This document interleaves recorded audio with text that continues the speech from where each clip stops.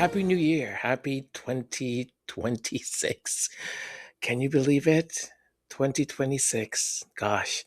Well, I hope you had a wonderful New Year's Eve and welcome. A new day, a new year, a new month, a new you. Yes, no, a new me. Maybe, maybe not. Well, this is not exactly what I was planning to do for the very first um, episode or very first podcast of 2026, but here we are. And it's an interesting one. It's perhaps a short one, maybe. But here's something most people, most of us, right? Most of us sense it, but rarely, I would say, get confirmation of it. And now, the confirmation comes from a former BBC royal correspondent who has basically just confirmed that Prince William controls the media, not through censorship, but through access. If reporters cooperate, they're rewarded. If they ask the wrong questions, they're frozen out. So let's chat about that. Welcome. This is Majesty's Sussex Report, and I'm Antonio. Thank you for spending some of your valuable New Year's Day time here with us.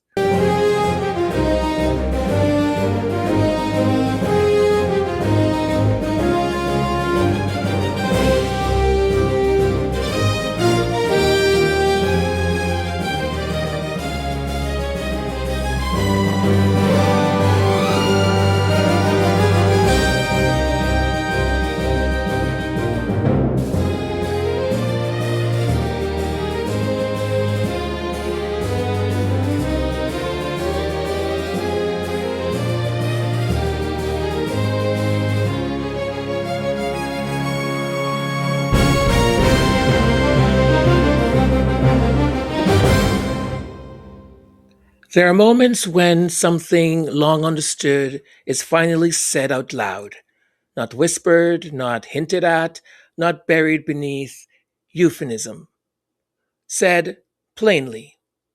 And when that happens, it lands not as a revelation, but as confirmation. That is what makes Peter Hunt's recent opinion piece so quietly explosive. Hunt is not an outsider. He is not a YouTuber, not a commentator, not a critic from the margins. He is a former BBC royal correspondent, someone who lived inside the machinery of palace reporting, who understood its rules because he helped operate within them. And what he has now done is name the system, not Harry, not Meghan, not sources, the system. Hunt writes that Prince William has won. Not one popularity, not one admiration, but one control. Control over access, control over tone, control over what is asked. And, more importantly, what is never asked at all. This is not conspiracy, folks. This is not speculation. This is access journalism laid bare. William, Hunt reminds us, learned early that access is the press's oxygen. And once you control the oxygen, you do not need to shout. You simply wait. The silence does the work for you. Hunt recalls interviewing William as a university student in 2004, when the future king spoke openly about his hatred of losing control. That was not an aside. It was a mission statement, a lodestar. Hunt calls it, and everything that followed, very soft focus profile. Every unchallenged speech, every beard analysis, and fashion column flows from that instinct. Contrast this with how power is supposed to be treated. Imagine, Hunt asked us to imagine a government minister receiving such an easy ride. No scrutiny of finances, no sustained questioning of influence, no accountability for decisions made behind closed doors. It would be scandalous. Yet, with the Prince of Wales, it is normalized. Take royal finances. When William and Kate moved homes, the press faithfully repeated palace assurances: forever home, many, many years. Despite previous taxpayers funded refurbishment costing millions, the contradictions passed without consequence. When investigations by Channel 4 dispatches and the Sunday Times revealed that the Duchy of Cornwall secures lucrative rental agreements with public institutions, the armed forces, the NHS, state schools. This should have been the story. Instead, William was invited on television to talk about a bracelet his daughter gave him after a Taylor Swift concert. Oh, how quaint. This is not coincidence. It is choreography. And here is where the contrast becomes unavoidable. Because while William is shielded, Prince Harry and Meghan are hunted. That's hunted, hunted. Harry is portrayed as volatile, guilty, reckless. Meghan as manipulative, divisive, dangerous. William, by contrast, is cast as silent, wounded, dignified, above approach. Hunt names this too. The use of anonymous sources, the way the media has chosen a side and then pretends neutrality. The truth, Hunt writes, and this matters, is more nuance. But nuance requires courage, and courage risks access. So silence becomes policy. When William speaks about homelessness, mental health, the environment, his words go largely untested. When he speaks of change, no one asks what that actually means. I mean, what does it mean? Within the narrow the narrow confines of an unelected constitutional monarchy. When he speaks of doing things with a small r for royal, no one demands the fine print. And you see, the fine print is where power hides. This is not an argument that William is uniquely evil or the villain of the story. That would be almost too easy, right? Even though we have opinions here. It might also, people might consider it also too shallow of a statement. But this is something more, some may say uncomfortable. It is an argument that the media has abandoned its role. That's where all of this sort of lies. The media has abandoned its role, and it has confused proximity with insight, access with truth, silence with responsibility. And when journalists and journalism stop asking difficult questions of power, it does not become neutral. it becomes complicit. Which brings us back to why this article matters. Because when someone like Peter Hunt says this out loud, it cracks the veneer. It tells us that what many of us have felt, you, me, the imbalance, the protection, the selective outrage is not imagined. It is structured, it is enforced, and it is rewarded. The status quo, Hunt concludes, is seductive. William will become king, unchallenged. But history has never been kind to institutions that confuse silence for legitimacy. And neither should we. Because democracy, real democracy, depends not on loyalty to individuals, but on scrutiny of power, especially inherited power, especially power that insists on being seen but never questioned. This is not about tearing anyone down. It is about finally telling the truth out loud. And once spoken, it cannot be unheard. Mr. Peter Hunt, that is journalism right now. I say thank you.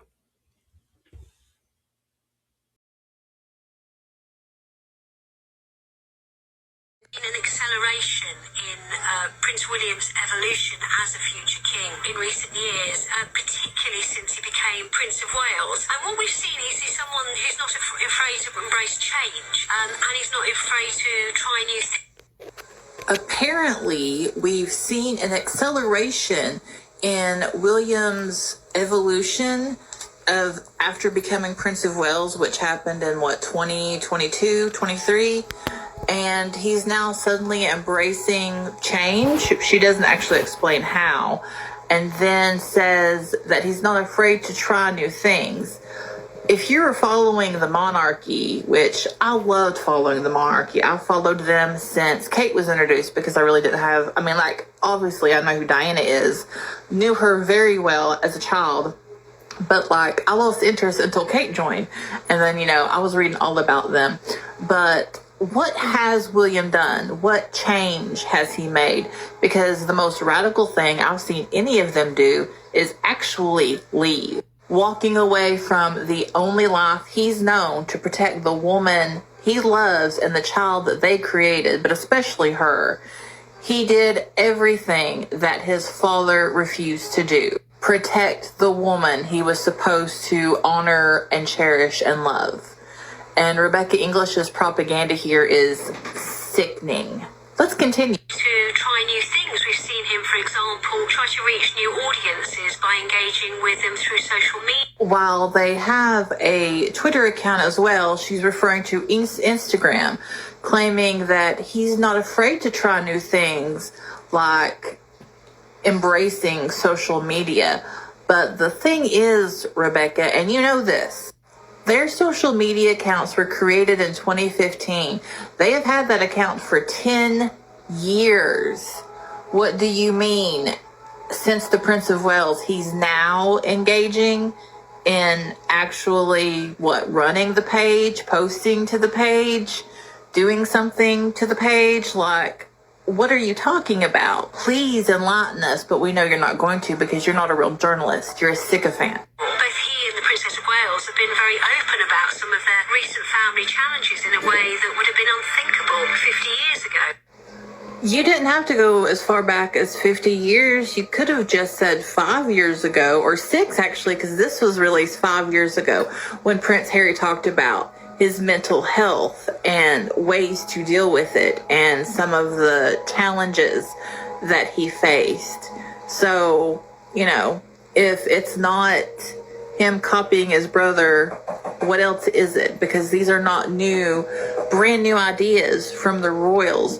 This is just a sycophant cheerleading for a guy that cannot come up with anything on his own at 43 years old. 43 years old. He's like 6 years older than me. Him actually kind of take a step into new waters by getting involved in global streaming and programming. So, for example, we saw him take part in Eugene Levy's Reluctant Traveller program recently, in which he told his story in his own way and in a format he felt comfortable with and had. He's recently taken a step in new waters by giving an interview to Eugene Levy on Reluctant Travel, an Apple TV show. Again, we've seen a royal do an Apple TV show. And tell his story in a way that he was comfortable with on a format he felt in control over. Brand new, never happened to another royal before.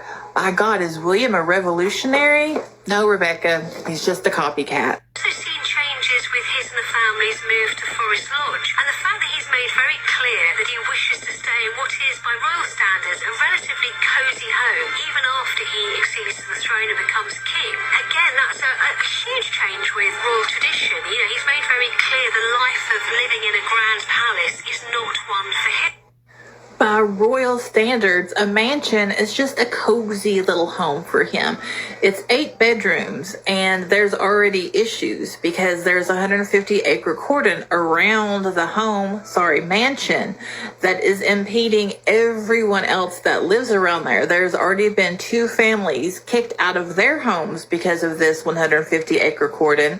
There's already been a children's charity where they take them out into nature, has currently shut down because it was in the forest around the area, 150, acres too close or something. There's been issues with dog walkers not being able to take the regular routes around, the scenery. There's been issues with people that are biking not being able to, they have to go a mile out of their way because of all of this chaos surrounding their fifth home, which I actually think it's just Kate and the kids' home, actually. Yeah, I get the need for privacy. That completely makes sense. But to screw all these other people over because you think you need 150 extra acres, I lived my whole life on 24 acres. That was plenty. That is a lot of room and a lot of distance. You could see people coming from literal mile away. Why is it 150? Why are you screwing all of these people over?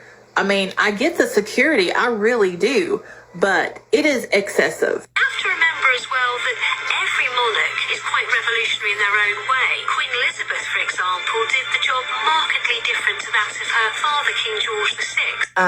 Rebecca, are you kind of skipping somebody there? Also, notice how the word revolutionary was bolded and made bigger. Revolutionary, a monarch, really? Really? Hope is that it will make, or what Prince William hopes, it will make the monarchy continue to be relevant in the age in which he is king. Did you notice that little slip up? We hope, Prince William hopes that this will all, make him relevant as king. No, we know why you want him to be relevant. You have a mortgage to pay. Maybe if you just focused on the ones there in your backyard, Rebecca, and not the ones 5,000 miles away, you wouldn't have to do this propaganda, you wouldn't have to come out here and claim it's amazing that Prince William's doing social media or doing interviews on Apple TV, just like his brother and sister-in-law have been doing for 5 whole years now. Maybe if there was any substance to the monarchy, anything interesting about them, anything that actually helped people, it would work. There wouldn't be a fear of being irrelevant or claiming that the monarchs are revolutionary. My God. But yeah, that's your daily dose of propaganda brought to you by Rebecca English and torn apart by me. Hope y'all have a beautiful day. I have something to say. I agree. I disagree, wait, I agree too. We have opinions, we have comments, we have things to say. We've got comments.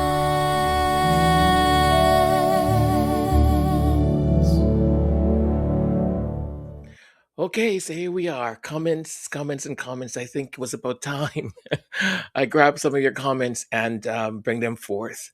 But before, I mean, Rebecca English, Rebecca, Becky. Can she be more? There's a bunch of words I would like to use, but it's it's the beginning of the year, and I would like to be a nicer person. Ah, I was saying to my mom, yes, mom, I think what the world needs are nicer people and all this stuff. And she said, well, and this is not me trying to like say anything about myself, but it may seem that way. She said, well, let other people be nice. She goes, you are nice enough. I don't need you to be any nicer because people will start to take advantage of you. I'm like, Mom, you're late. Anyways, enough about that. But I think Jazz did an excellent job at sort of calling out the hypocrisy. Just I mean, come on, Rebecca. And then she calls herself a journalist. Please. All right, let's get down to these comments. And we start out, and these comments are from the 2025 review. And we started with John Burton. John said, fantastic year for Harry and Meghan. Let's hope 2026 is even better. Let's continue praying and make sure that they are always protected. And then we've got Sharon Agustin. Sharon, Happy New Year, Antonio. Wow, awesome. Well put together. We appreciate you, and I appreciate you. Thank you so much, Sharon. Then we've got CM 1796 said, simply beautiful. Are you talking to me? Am I simply beautiful? Or are you talking about the what I put? No, no, no. Thank you, CM. I know what you mean. Lydia Washington. And Lydia said, Happy New Year, Antonio. Thanks for the recap. It's always my pleasure, Lydia. Always my pleasure. And let's see what we've got next. And who do we have next? Dun-dun-dun-dun-dun-dun-dun-dun. We've got Callie Jen. Callie Jen. Callie Jen wrote, I have watched this a few times. It's just wonderful. Callie Jen, thank you so much. I appreciate that.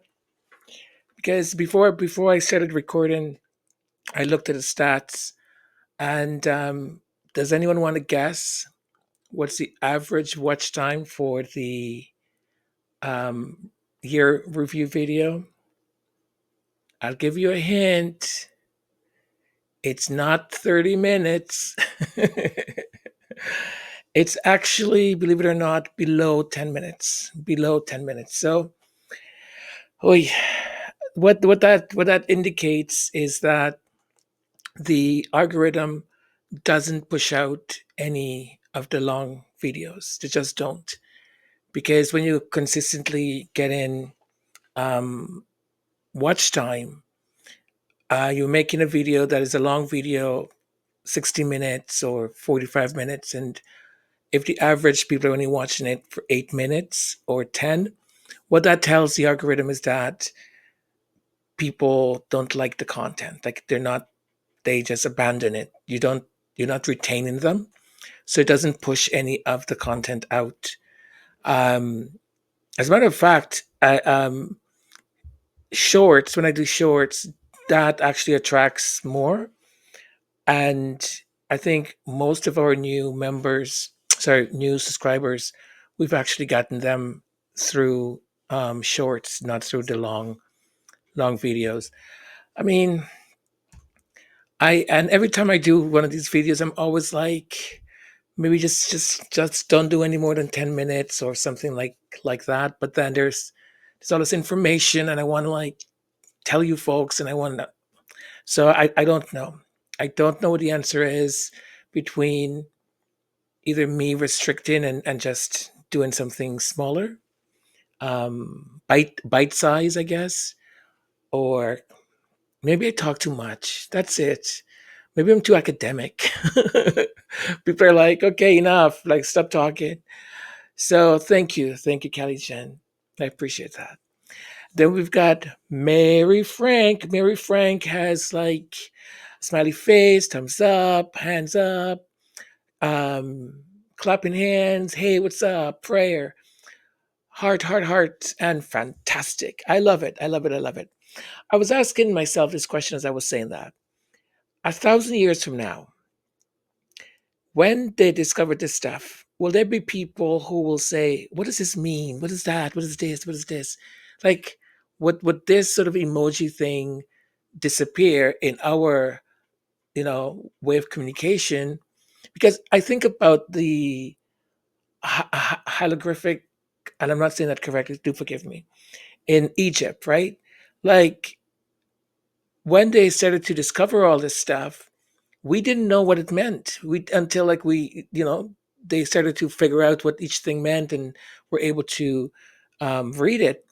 But that civilization, at some point, they stopped using the way they wrote or kept records, and then they didn't teach it to their children, and then a couple of generations passed, and that was just obsolete.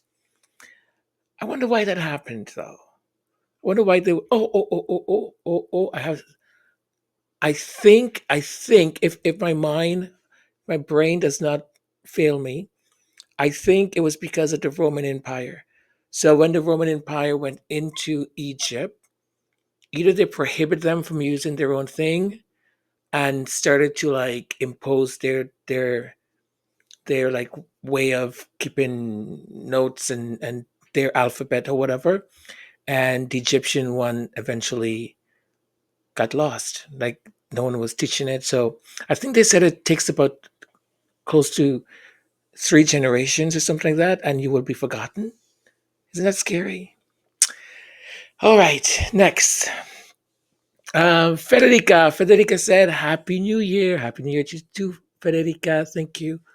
And Callie Jen said, my, look at little Tony and Antonio both looking so dapper. Thank you very much. Can you imagine though if I had like, I got all dressed up and looking all good and not like to dress up little Tony.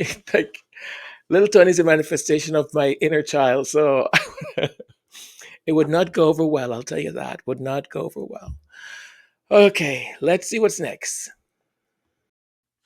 And voila, just like that, here are our next set of comments. And we've got Flor de Yuca. And Fleur said, "Thank you, Antonio, for your great work and Happy New Year." Thank you very much, and same to you. Brava, brava. And then we've got Gwendolyn Daniel. Gwendolyn said, "Perfect, Antonio. Happy New Year to you and your family." Yes, thank you. And to yours also, Gwendolyn. Happy New Year. Happy 2026. Does that make sense? 2026. Yeah, it does. It does. It does. Collegian. Happy New Year, Antonio and Squaddies.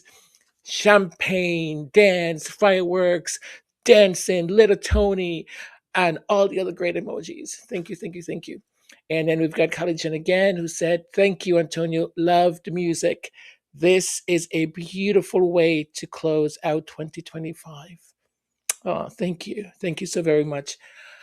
I love, may I say this, love being able to add musicality, or this wasn't musicality, it's music that is original music to what we do. And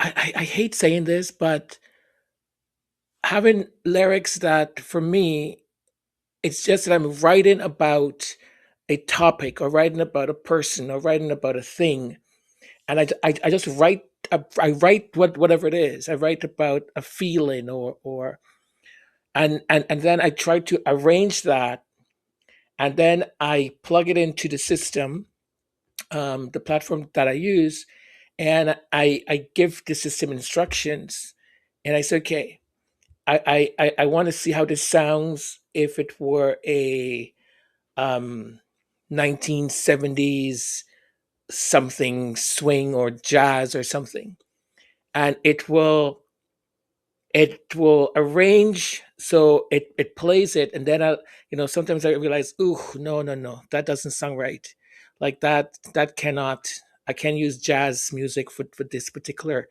um um song, and I'll tweak it and try it and try other genres of music until I get what I think seems right. Anyways, thank you, thank you. Next.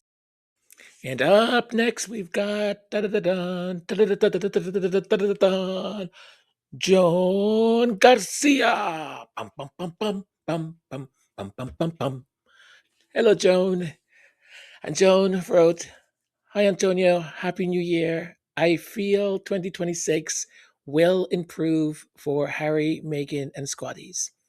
We rise together. We rise as one. Oh, hallelujah. Your beautiful presentation touched me in remembering H&M unique and entities they created to help and uplift humanity. They are blessed and they are a blessing. Haters can kick rocks. Yes, amen to that. Since they're just spinning their wheels. By the way, do you take your mini me with you everywhere? Take care. Oh, Joan. Thank you. Thank you. Oh, so great. Happy New Year's to you too, Joan. Um, well, yes, I take him everywhere because he's basically my inner child. So, but he comes alive, I would say, just in this space.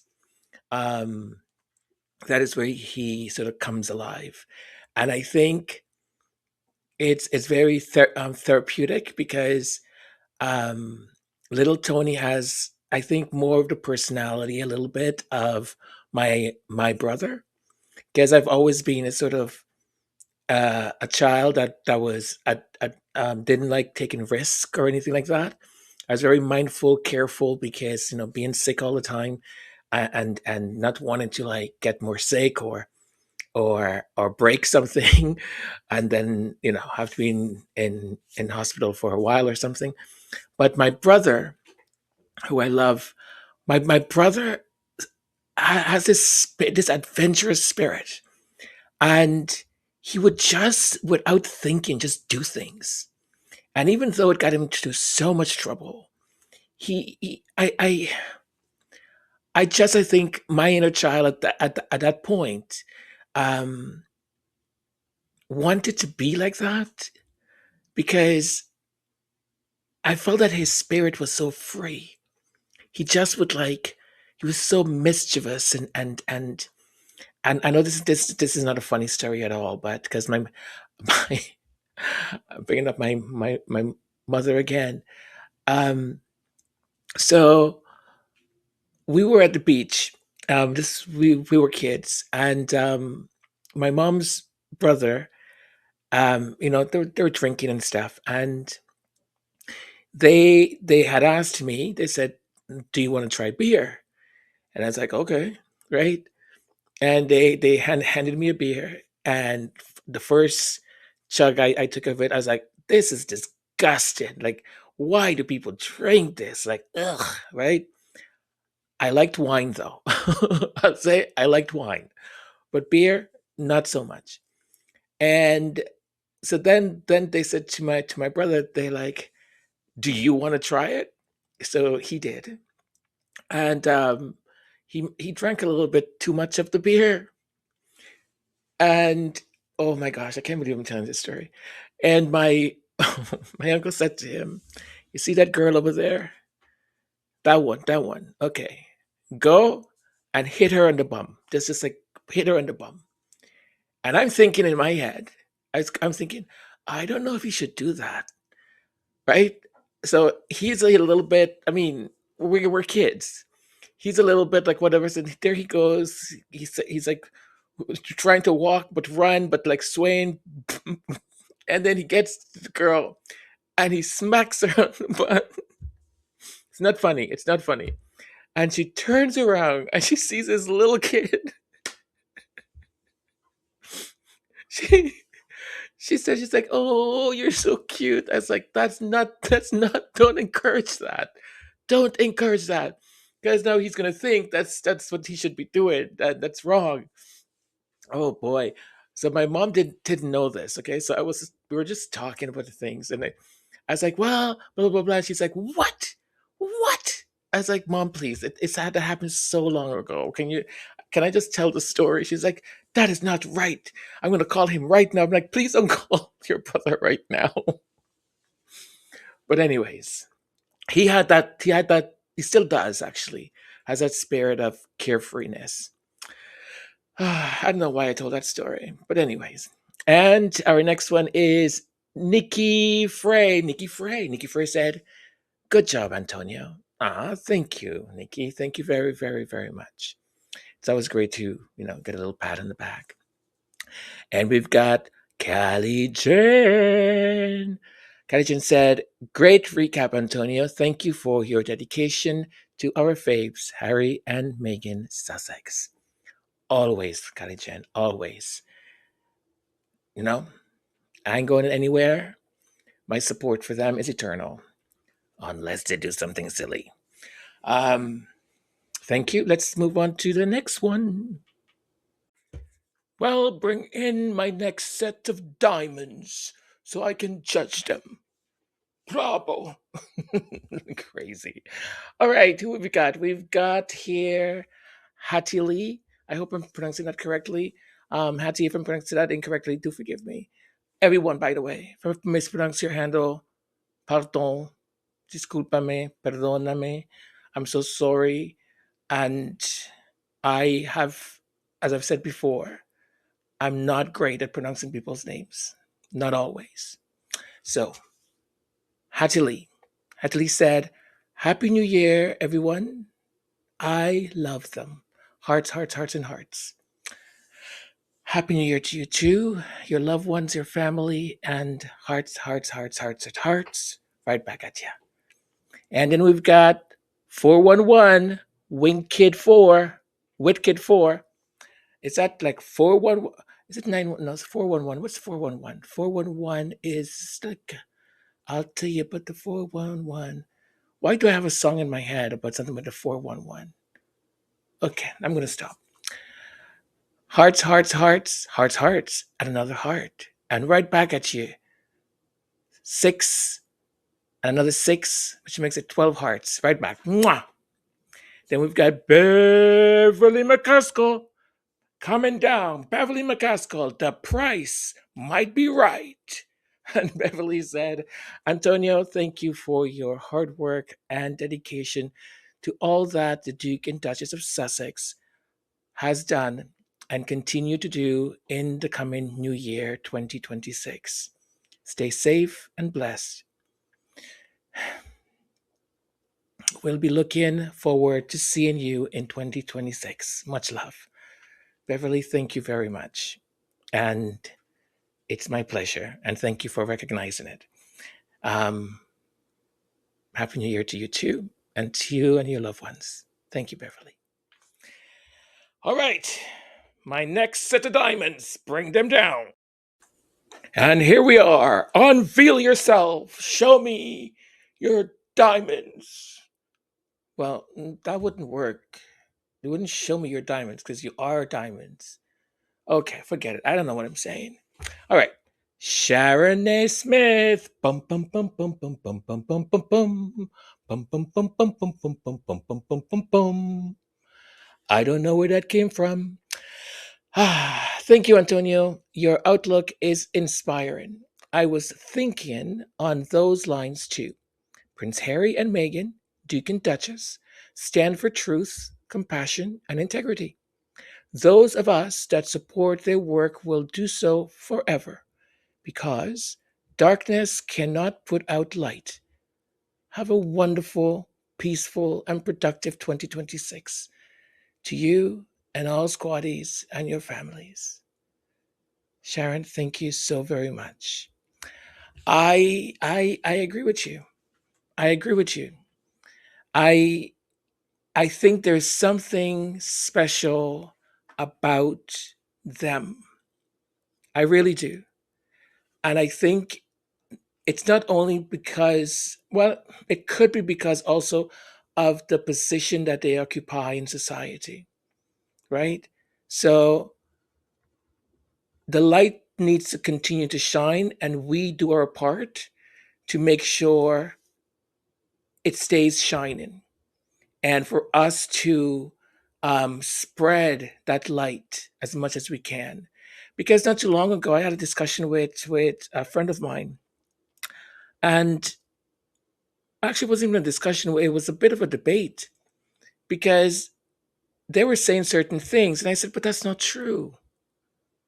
And I said, "Oh, come on, Antonio! Like, come on! Like, you really need to tell me that she didn't ever." Like went and Googled the royal family, Googled Harry. Like, come on. Like, do you really believe she did that? She didn't do that. And I said, listen, just because that's something you would have done, it doesn't mean that it's something somebody else would have done. We need to stop looking at things that it's this uniform or uniformity of action or of reaction. We don't have the same lived experiences. And the things that a person may take into consideration is very different. Megan said herself, she said, I didn't want to sort of Google him and find out all the stuff that was coming from other people. I looked at his Instagram to see what are the things on his Instagram that he found important. Because if you're going to put it on your social media, it means that that's important to you. Also, she didn't want to cloud her mind with other people's perception of who he was. So just because you would have Googled that doesn't mean that she would have done the same thing. She might have looked at it very differently than you would have, right? And also, you might Google the person, but you might only get or you might only want to know sort of the bare minimum, sort of the framework, the foundation. So it's very interesting to sort of discuss these things, especially with people who I care about, close friends. And there has been times where I'll say, "Look, let's disagree. Let's just agree to disagree," because I am never going to come to that point that you think that unless I see signs that that is the case. Otherwise, everything else, right? Because I'm going by what is evidence, what is true, what is factual. Ay, ay, ay. Anyways, thank you, Sharon. And then we've got Sharon McDaniel.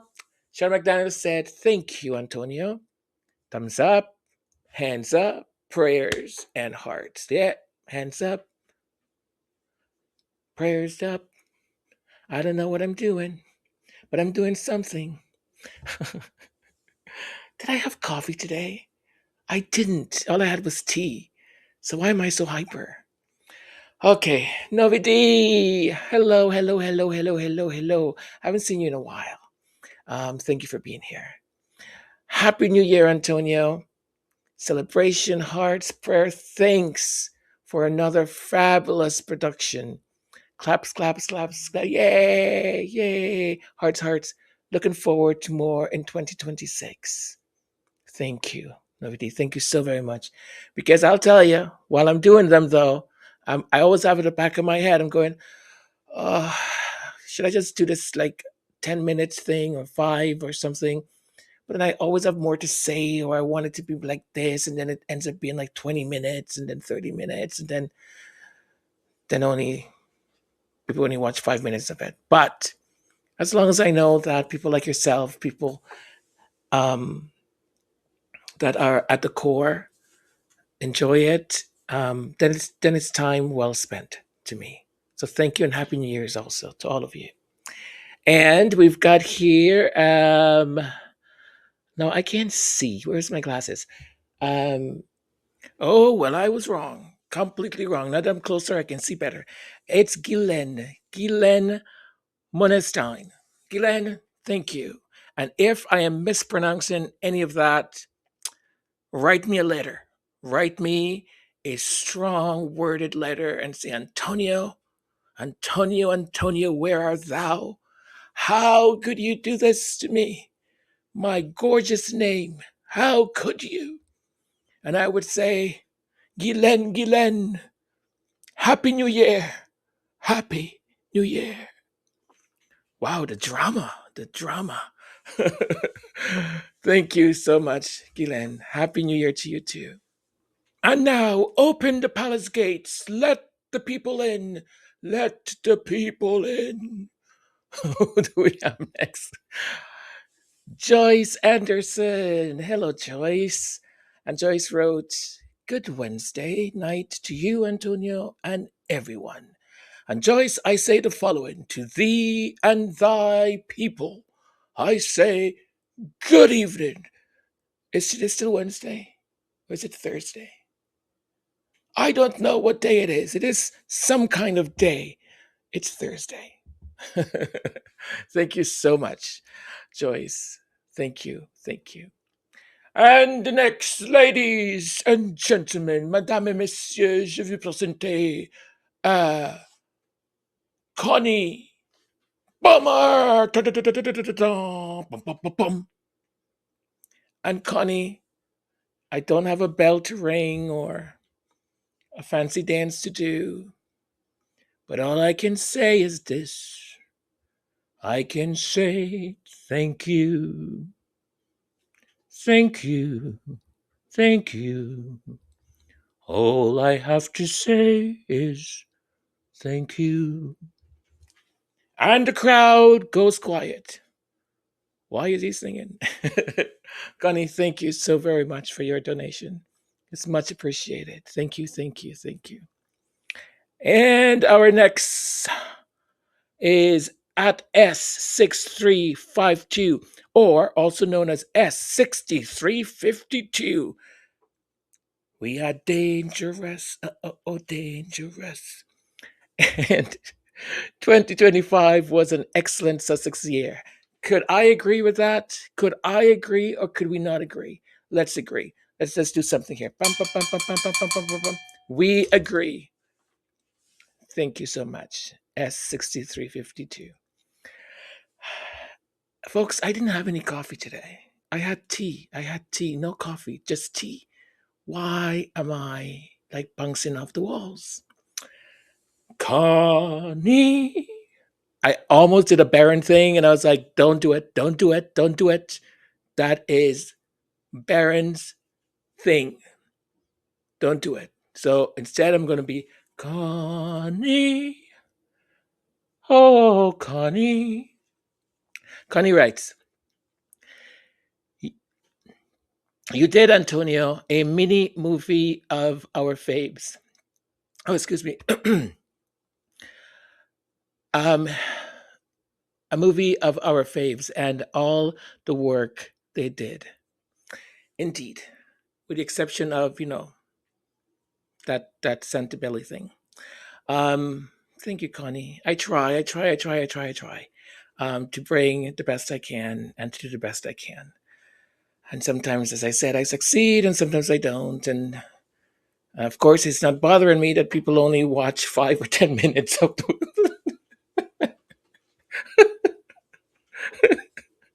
It's not bothering me at all. Oh, yeah. Okay. I think that's it for comments. I actually was going to. There's something else I was going to do, but I'm not sure. I was going to do also the comments for the shorts. Maybe I'll do the shorts comment tomorrow. Yes.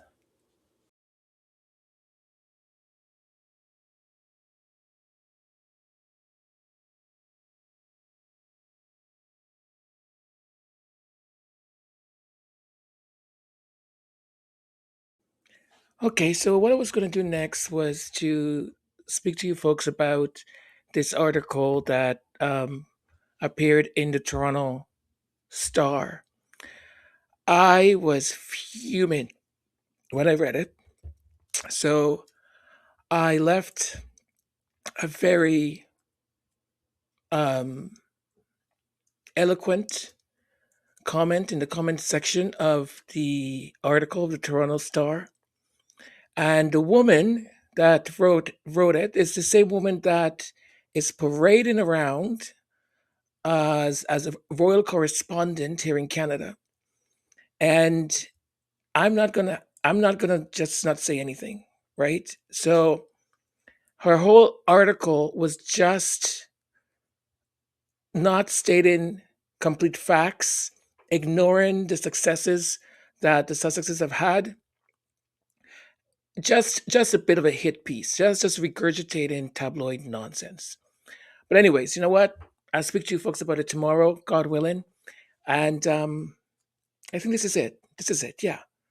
Thank you, folks. Thank you so very much for hanging out. Thank you for listening. Thank you for being awesome. And thank you for putting up with me today. Oh, okay. That's it. I think I'm starting to when you're starting to crash, my energy is starting to go the. And I actually want to tell you folks something that happened as I was recording this, but I'll tell you tomorrow. That kind of made me a little bit not so happy. I should tell you now. No, no, no, no, because I'm going to talk too much. Love you folks. Thank you for being here. Take care of yourselves, okay? Be kind. And if you're not a subscriber, please subscribe. Put your notification bell on. Leave a comment.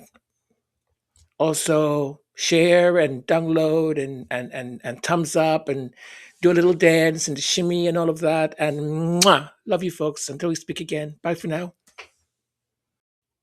Okay, I'm back. I just checked and they actually published it, my comment. So I'm happy that they did. I'm going to read it quick for you folks. So I said this article exemplifies everything wrong with tabloid influenced royal coverage masquerading as Canadian journalism. Ms. Tremblay systematically excludes facts that contradict her predetermined narrative while ignoring far more serious stories demanding scrutiny. What she conveniently omitted. The Obamas ended their Spotify deal in 2022 under identical circumstances. Spotify declined to renew due to disagreements over exclusivity. Yet, Ms. Tremblay frames the Sussexes' departure as unique failure. Archetypes reached number one in 47 countries, displaced Joe Rogan from the top spot, and won both the 2022 People Choice Award and the prestigious 2023 Gracie Awards. Not mentioned in her article. Sorry, not mentioned once. The Netflix First Look deal she criticizes as failure. It's the identical structure that excuse me, that Obama's have and renewed in 2024, same as many other producers. As ever, products sold out in under an hour, with Wildflower Honey gone in 5 minutes and 400,000 website visits in recent months. This is commercial success, not failure. Confessions of a Female Founder exist and won awards. Gold award at the 4th Annual Signal Awards in October 2025. Where's Ms. Tremblay's comprehensive analysis of Prince Andrew or Prince William? I would recommend she read Peter Hunt's recent article on William and the media. Journalism is as much about what you choose not to report as what you choose to include. When a writer must systematically exclude award wins, chart successes, commercial sellouts, and industry wide patterns to sustain their narrative, they're not doing journalism anymore. They're doing something else. The Toronto Star has a distinguished history. Its readers deserve better than recycled tabloid narratives presented as Canadian journalism. Well, no one liked it. It is what it is. Source: The I Paper. William has control of the media. Here's what's being hidden from us by Peter Hunt. William has won. His victory over the media is unremarked upon by those he has vanquished. They are settled into their chosen role of offering up largely unchallenging coverage of the king in waiting. It was once so different. In October, the Prince of Wales told the comedian Eugene Levy in an interview on Apple TV that the media had been insatiable when he was growing up. They wanted every bit of detail they could absorb, and they were in everything, literally everywhere. They would know things. They'd be everywhere. And if you let that creep in, the damage it can do to your family life is something that I vowed would never happen to my family. That princely vow was on display at university, where he gave his first TV interview to me in 2004. In a wide-ranging conversation about life at St. Andrews, in which he confessed to being stumped when a grandmother asked him in the street if he knew a good place to buy underwear, the student prince emphasized how he intended to approach his future away from the Scottish town. I really do want to be in control of my life, he told me. I hate losing control. This has been William's lodestar ever since, applying to all aspects of his life, especially his dealings with the media. After a blip a decade ago when he was briefly nicknamed work-shy Wills by the tabloids, he now basks in a level of benign attention rarely afforded to public figures. The dominant reason is access, and the media's fear of losing it. It's William's trump card, and he's a wily operator. He once temporarily froze out someone who asked questions of his advisors that weren't to his liking. To stay on the inside track, the reporting of William suffers too often from the avoidance of difficult topics, such as royal finances and the media's own conveniently short-term memory. For example, articles about his family's move to Forest Lodge, their latest Windsor residence, contained the promise that this would be their forever home. However, when a Kensington Palace apartment was refurbished for William and Kate in 2014, at a cost of £4.5 million to the taxpayer, the couple's spokesman at the time stressed it would remain their main home for many, many years to come. Unless it's Andrew Mountbatten Windsor in the dock, questions about money tend to command fewer column inches than articles exploring what motivated William to grow a beard and the nature of the statement being made by Kate's fedora.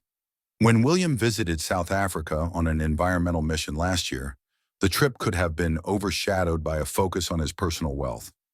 An investigation by Channel 4's Dispatches and the Sunday Times had established that the private estates that provide the king and his elder son with incomes had secured rental agreements worth millions of pounds with the armed forces, the NHS, and state schools. On TV a few days later, the heir to the throne was given time to talk about a bracelet he'd received from his daughter after a Taylor Swift concert, but wasn't quizzed about taxpayers contributing to the roughly £23 million he derives annually from the Duchy of Cornwall. When it was their turn, newspaper royal reporters observed a similar omerta. Imagine a government minister being given such an easy ride. It also happened this year in Brazil. For 5 days, the reporting focused once more on environmental issues promoted by William and his skills at playing beach volleyball barefooted, when the much bigger story was his contribution to the defenestration of his uncle, who used to be a prince. Not once was this raised with him directly. There is much that has gone unspoken where William is concerned, not least when it comes to Prince Harry. A silent older brother has relied on sources to brief his side of the cavernous divide. He's been helped by the media, which in large part has cast Harry as the guilty person and portrayed William as wounded and above reproach. The truth, as always, is more nuanced. This soft soap approach means that when William makes pronouncements on topics including homelessness, mental health, and the environment, they go untested. His plans for when he fulfills his destiny are a key area where the prince continues to escape detailed scrutiny. He used the word change several times in his Eugene Levy interview, but provided no further insight. He spoke previously about carrying out his duties with a small r in royal. Again, clarity was lacking. The fine print is crucial when it comes to the position of an unelected constitutional monarch, where the room for maneuver is severely limited. The current status quo is seductive for a prince and means he'll become king unchallenged.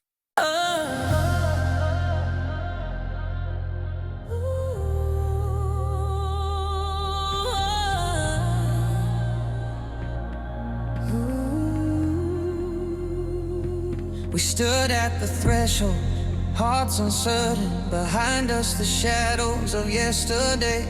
But something was calling through the curtain, a voice that will light our way. The crown may be heavy, but we'll bear it with courage that burns like flame. United in purpose, we'll inherit a legacy beyond just name. From every corner of this realm we come, different stories, but our hearts beat as one.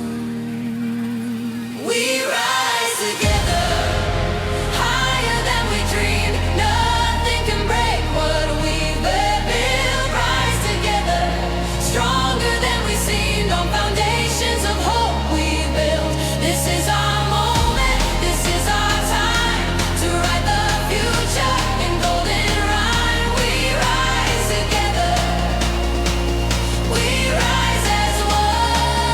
Our journey has only just begun.